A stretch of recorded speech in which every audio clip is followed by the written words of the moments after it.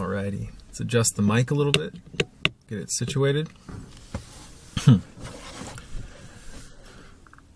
You know, one thing that has made me really happy about this channel, and I'm not going to lie, it's made me really proud, is the fact that it's helped a lot of people get sober from alcohol, and it's helped a lot of people really get interested in getting sober. For some people who have contacted me, they're no longer drinking 7 days a week. They're drinking twice, 3 times, or 4 times a week. That's a huge upgrade, ladies and gentlemen.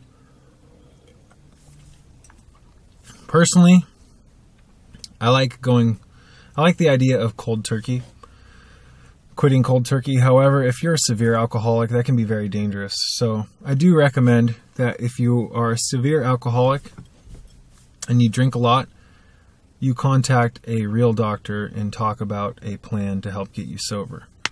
Because you don't want severe alcohol reactions like I went through from quitting. I mean, I stopped overnight and I experienced some horrible, terrifying, just the worst nightmare you would ever go through. It lasted months, ladies and gentlemen. My withdrawals and my PTSD and the different things that I had to get my shit back together. And it wasn't easy. Let's just put it that way. So, alcohol is a huge escape. It's a silly way of desensitizing yourself here in this crazy world. But all the power to you if you can, go out and have a couple of drinks. I mean, there is responsible drinking. I'm not 100% against drinking. I'm 100% against drinking when you drink like me, or when you drink like any of these other crazy alcoholics. I mean, I was a raging alcoholic. I could either drink a lot and become the biggest love bug ever and just be the kindest, sweetest thing and just happy, or I'd just become a fire demon from hell. Not good. And what was scary to me is at the time I was doing this, I felt like it was all justifiable. Now, I'm not going to blame alcohol for that. No. I'm blaming my ignorance. Because even in that state of intoxication, I knew better. But, with alcohol, I'd become overwhelmed with this sense of power and confidence, and just not good. It's fake. It's fake. It's phony. But I am proud. I am happy. It makes me so just joyous to know that people have become inspired and actually quit from my alcoholism videos, particularly my video, how I got through extreme alcohol withdrawals in delirium tremens. I think that's what it's called. It's about an hour long. And that video is me telling people how I got off of alcohol and how I got through the DTs and alcohol hallucinosis and just the mind fuck of quitting drinking. It's a big mind fuck. When you become in love with drinking, you often develop such a love for drinking. You may or may not acknowledge it, but it's true. And due to that amount of love that you have for alcohol, you create barriers between yourself and quitting. So you tell yourself, oh, I'll quit next week, or I'll take a week off, or I'll take 2 months off, this and that. But it's often short-lived. But all the power to you if you can do it. I mean, that's great. But I'm just saying from my personal perspective, I'd always tell myself, okay, I'm going to stop next week, or I'm not going to drink tomorrow. But then tomorrow would come and I'd be telling myself the same thing the next day. Okay, I'm not going to drink tomorrow. And it got to a point where I had literally done that so many times that I kind of just broke down and just embraced my alcoholism. Just became a loser, a total drunk.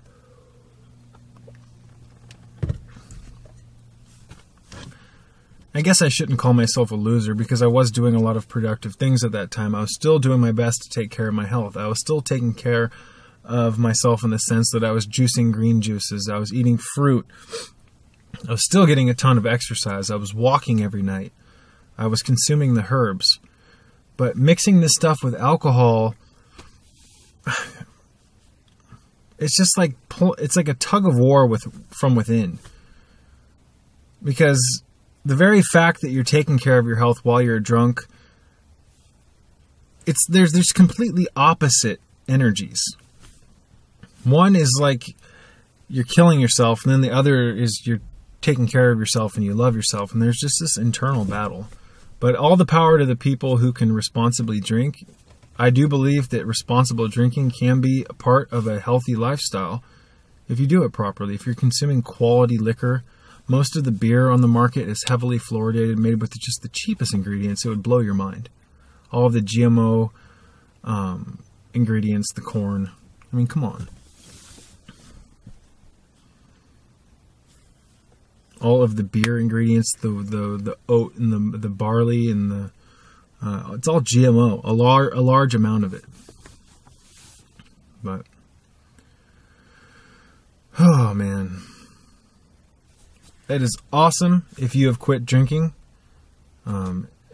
it feels so good once you get over the withdrawals. Once you get over the turbulence, it becomes second nature to be sober, and it becomes very easy, and it becomes very fun. For me, I've gotten to a point where I don't crave it at all anymore. That's not...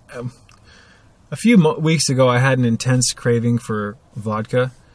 But it was just this bullshit programming that from my... I view it as it came from my parasites. My parasites, this demon was trying to get me to drink again. And it was just like a surge of energy through my body where I saw vodka and I went, oh God. I kind of just remembered the kind of drunken stupor that I was in and how much I kind of loved it and this and that. And I instantly just melted it away. So cravings don't get me anymore. Back in the day, though, I'm glad that I had that craving a couple weeks ago, because back in the day, I would have allowed that craving. I've had that same craving for years now. Or, excuse me, I'm so tired. I shouldn't even be making videos. When I was an alcoholic, when I would quit for like a week, or when I'd quit for a couple days, that same craving that I got 2 weeks ago would always do me in. I'd always listen to it and always give in. So I think the craving kind of just had to come up one last time to test me, and I just fucking killed it. I just decimated it. Just ripped it apart. And beat its guts into the pavement. Goodbye, demon. Get behind me, demon. Get out of my fucking way. And it's gone.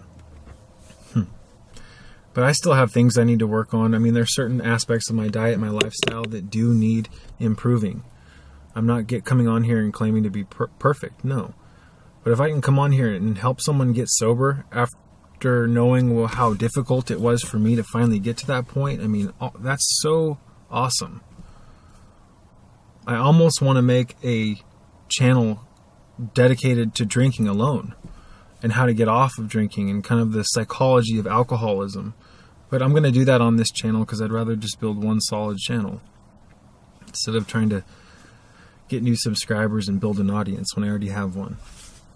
So I like to make videos about alcoholism because this is a huge part of my life. It was a huge learning lesson for me, and it was a very difficult one because it brought a lot of pain and a lot of suffering, not only to me, but to my loved ones. I did some things when I was drunk that I will regret for the rest of my life. With my violence. With my loud mouth. So, I mean, if you're a drunk, you better be careful. Because if you keep drinking the way you're drinking, chances are you'll get to a point where you will become enraged and you'll do something that you will regret forever. This is one thing that often inspires alcoholics to quit. It's kind of a common thing. To me, it's a spiritual lesson and a damn hard one to swallow, let me tell you. I mean, for years when I was an alcoholic, I always had this soft, gentle, intuitive voice trying to guide my monkey ass in the opposite direction. And the more I didn't listen to it, the more I felt that soft voice become stern. And it got to a point where the only way it was going to grab my attention is that if it bitch slapped me and kicked me down in the dirt. But I can't blame a voice inside of me. No, it was just deep down I knew I shouldn't have been doing what I was doing. And it got me in trouble because I led myself into alcohol rage, and I did some stupid ass shit that I will always regret. You know, you can say sorry to people. You can ask people for forgiveness. You can change your ways. You can become a better person. But what you do will always, what you've done will always remain etched in your memory. So, I'm not trying to sound negative. There are some things you can learn from your big mistakes, you know, but what you get to a point where you realize, God damn, why did I have to learn from this type of a mistake? Why wasn't I smarter? It's a hard lesson to learn as a man or a woman, to be brought down to that level of immaturity and have to swallow it. But there were a large handful of occasions where when I was drinking, I had alcohol rage. I never drank and I would never drink and drive, however, but I never did stupid shit like that. But I fucked up big time, regardless, hurting my family, you know, saying shit to them and just being a fool. So what I noticed with my alcoholism is that I was an alcoholic for so long that I actually noticed a particular cycle that I was going through, where I would drink, everything would be fine, you know, I wouldn't get in trouble, things seemed happy, and as I continued to drink, I'd get to a point where I started to get unhappy, I'd get depressed, I'd think about things that would depress me, I'd listen to music that would depress me. I kind of fell in love with this dark melancholy and feeling sorry for myself and overemphasizing my problems in life and feeling sorry for myself and just acting like a victim. And it would lead to, eventually that would get worse and worse and worse, and I'd kind of break down, and then before I went full circle, I would just break down and just become a raging alcoholic. It would usually only last one night. Everything would be pretty legit. I could hold my shit down, and then there would be that one night where I'd just explode. Usually those were nights when I drank over a fifth of whiskey. The whiskey, for some reason, would make me incredibly angry. And it was usually dark liquor. Usually when I had those nights, it was when I was drinking dark liquor. But you know, after the first 2 times this happened, I began fearing the cycle ending with my rage. I actually would fear it. I knew it was coming. I didn't know when it was coming, but I would fear it, and it would come. And I noticed this cycle where I'd go from happy to fucking raging, and then happy to raging. And it wasn't until I got sober that I really truly could realize just how much I hurt the people who I loved. Now, luckily I have the greatest family on the planet. One of them, at least. You know, they love me regardless of the bullshit, and they know it was just my alcoholism. But it doesn't take away from the fact that I should have known better. I'm not blaming alcohol, ladies and gentlemen. I'm not saying that alcohol made me do these things. I am not one of those types of people. No. I will never be one of those types of people. I knew what I was doing, and I was being a goddamn idiot. There you go. I'm not afraid to admit it. It's the truth.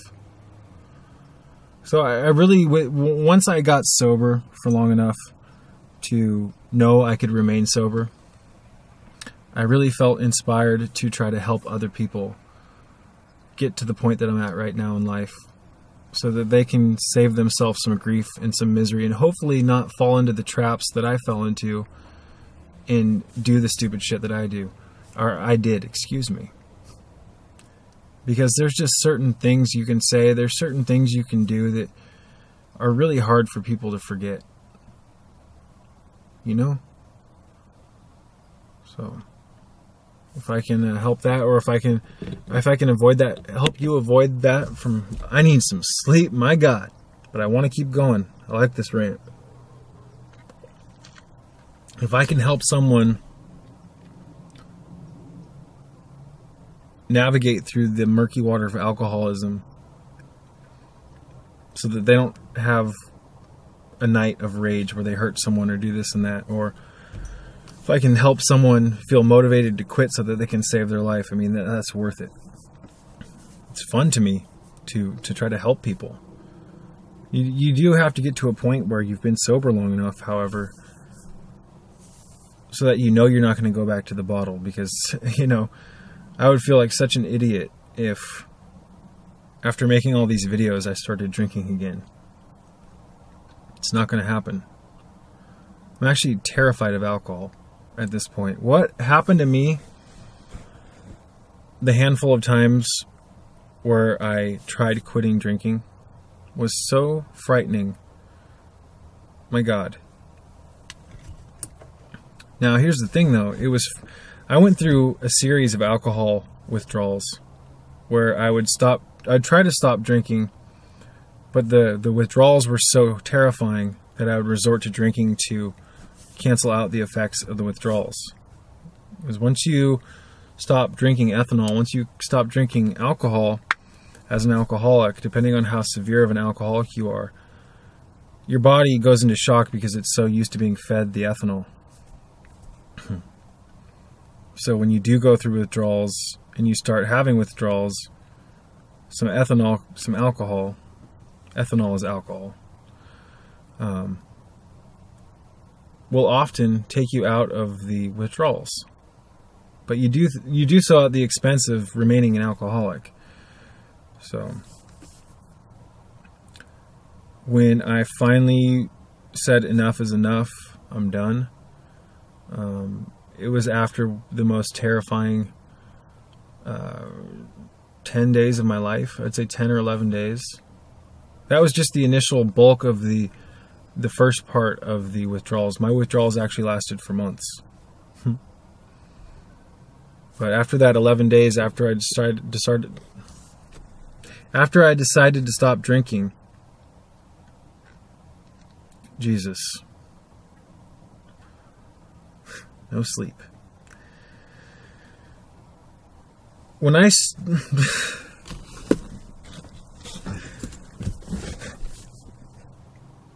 I came so close to death during one of my withdrawals that I said, okay, enough's enough. I'm not going to drink again. I'm not going to drink to cancel this out, to try to nullify the effect of the withdrawal. I'm going to ride this out. I'm not doing this again. I was seeing bugs all over the walls. I was seeing them crawl all over me. My skin was turning blue. I had this strange rash, this purple and red rash that would crawl around my body as I looked at it in the mirror. And I felt like I was becoming possessed. I could hear all sorts of demonic sounding. I could hear children in the background, girls and boys. And it was being played to like carousel music, like carnival music, but there was this demonic tone to it. And they were giggling and talking back and forth about me, and they would surround me. I could actually see and feel them. And they would talk about me and how I missed my mark in life, and how I was dying, and that they had succeeded, and I essentially had committed suicide in an indirect manner. So this video, unfortunately, this camera, it fucking shuts off at 20 minutes and starts re-recording, so hopefully it doesn't do that. It's really fucking irritating. But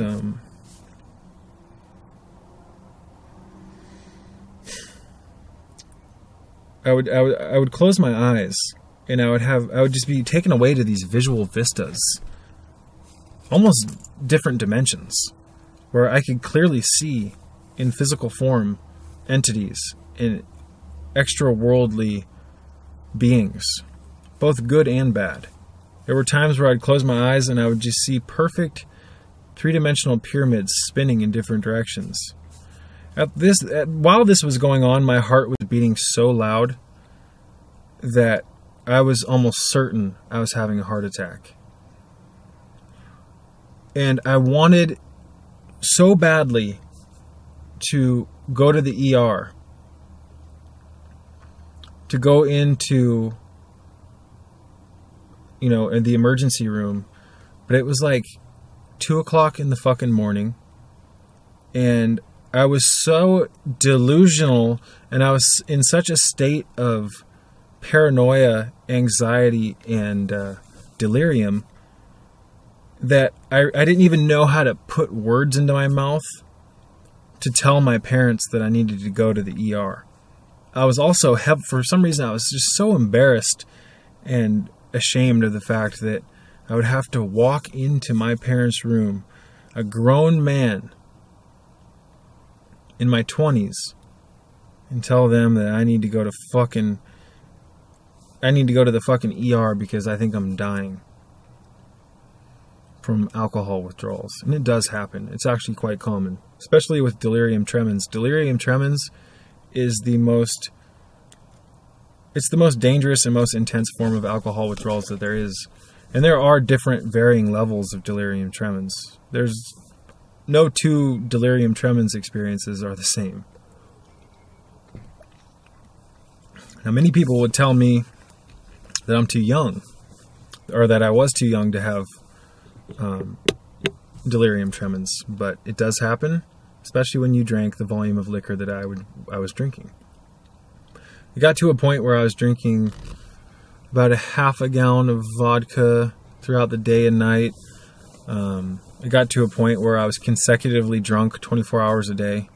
I would wake up at 3 in the morning and lean over and grab my bottle and chug it and go back to bed. And then I'd get up at 8 o'clock in the morning and do it, and get up and go do shit. Once your body becomes that accustomed to drinking liquor for a long period, when you stop, it puts your body into massive shock. And the whole thing with delirium tremens, the thing that was so scary to me was the spiritual kind of energy that was enveloped around it. And by spiritual energy, I don't mean positive spiritual energy. I mean negative spiritual energy. The spirit realm is home to good and bad. So, when you feel like you're dying, and you have a very good reason to feel like you're dying because you've stopped drinking alcohol, your heart is pounding so hard that you can clearly hear it. I mean, it was pounding so fast. It blows my mind that I didn't go to the ER. But I did have faith that I was going to make it, and I rode that faith. But having to test your faith is not fun, ladies and gentlemen. Having to test your faith when you feel like you're laying on a bed dying, and I hope I make it through it. I believe I'll get through it. That's not fun. You don't want to get yourself into that situation. It's the shittiest fucking feeling. The type of PTSD that you experience from that, the type of emotional traumas that scar into your experience from that. I mean, not only do you have to get through the withdrawals in one piece without dying, but after that, you've got to deal with the stress of the PTSD that you've now accumulated from all this shit. All this alcohol shit. So,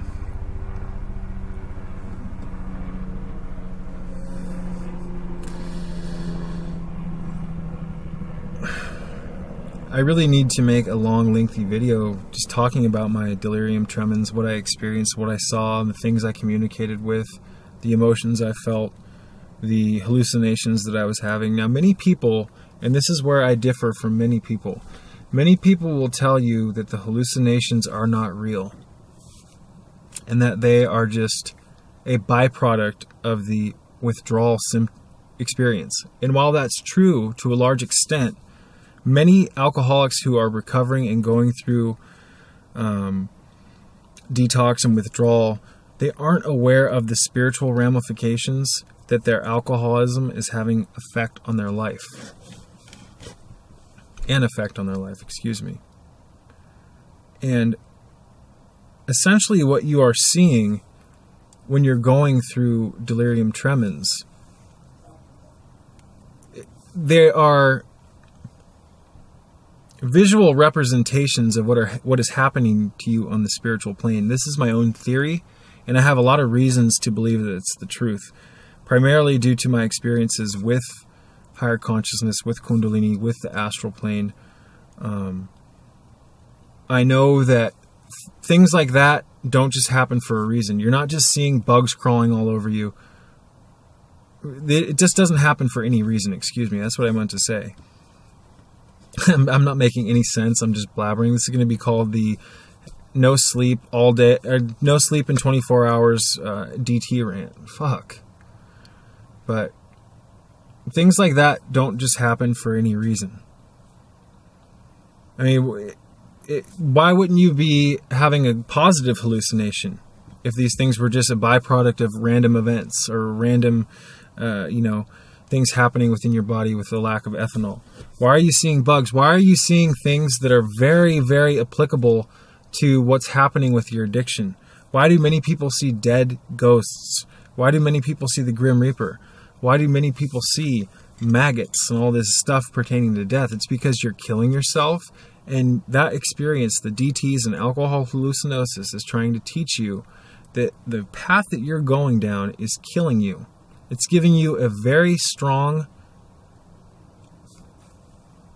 almost psychedelic shamanic experience produced by the body naturally via a lack of ethanol, so that you can glimpse into the shit show that you're getting yourself into. And many people don't make it through those experiences. I cannot imagine what it's like to die while going through that. My heart goes out to these people.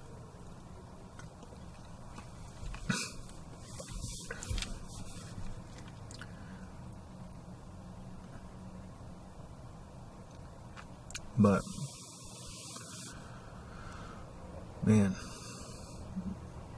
so I'm going to wrap this one up pretty soon here. Again, that is where my philosophy's very, very different. I've talked to people in AA, I've talked to people in web forums who will tell you that these emotions that you're having and that your hallucinations are just, they aren't real. Well, if they weren't real, I'm not saying that they're real, like you can go up and touch the bug and you'll squish it. No. But what you're seeing is there for a reason. It's a real representation of something.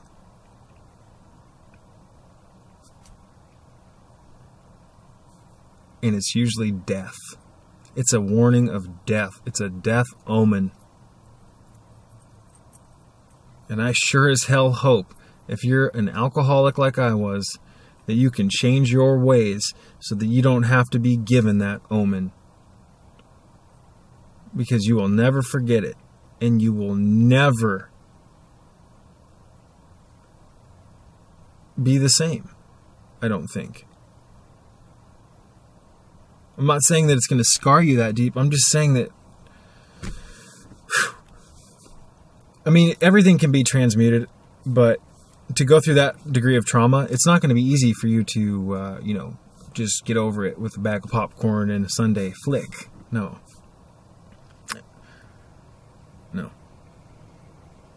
If you're already mentally unstable and you go through these withdrawals, you're fucked. So the key to that then, however, is to not get yourself into that situation. I'm lucky that I am a very strong individual. Mentally, I am very strong. Spiritually, I'm very strong. Emotionally, I'm very strong. So I got through it and I've transmuted it. But there are so many people who are hooked on certain medications to deal with their PTSD via alcohol withdrawals. So, for some people, alcohol withdrawals, you can go into a coma, you can die, you can have severe brain damage, you can go unconscious, seizures. It's a real fucking thing to look forward to. Fuck.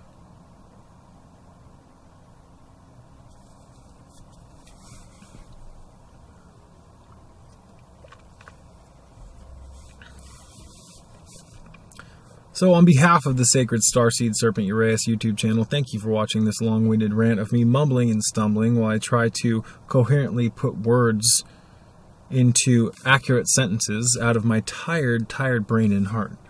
I hope that my messages and channel and passion can help inspire you to take care of your health. This video is primarily dedicated to alcoholics, but anyone suffering from any addiction could probably utilize this information and do something positive with it. Alcohol withdrawals, ladies and gentlemen, are not fun. You may think you have everything under control because you're young. I did at one point too. Let me tell you, when you're an alcoholic, you think you're tough and that your body can handle alcoholism because you're like in your 20s. But let me tell you, when you're drunk, the perception of time is warped massively. Soon, before you know it, it's like 3 years down the road and you're drinking twice as much booze and you don't have any fucking plan on how to quit. You feel doomed because most alcoholics have learned to cope. They use alcohol to cope with reality. And that's another reason why they're so addicted. Because it's a social fucking lubricant that's legal. It's like legal heroin. It's everywhere. It's on every street corner almost. You can go to any gas station pretty much and buy your tall boys and your fucking beer. The place where you go to fucking fill your car with gas, you can buy your booze. Why would they outfit gas stations with alcohol knowing that the person that bought the booze is most likely going right back into a car? A like 3,000 to 4,000 pound vehicle that can be just a wrecking ball and kill so many people. So the system's fucked. The system's backwards, and I hope you can catch on to that quick enough to know that by being an alcoholic, you're being played by the system. They're putting spirits in you. They're putting evil spirits in you. That's why they call it spirits.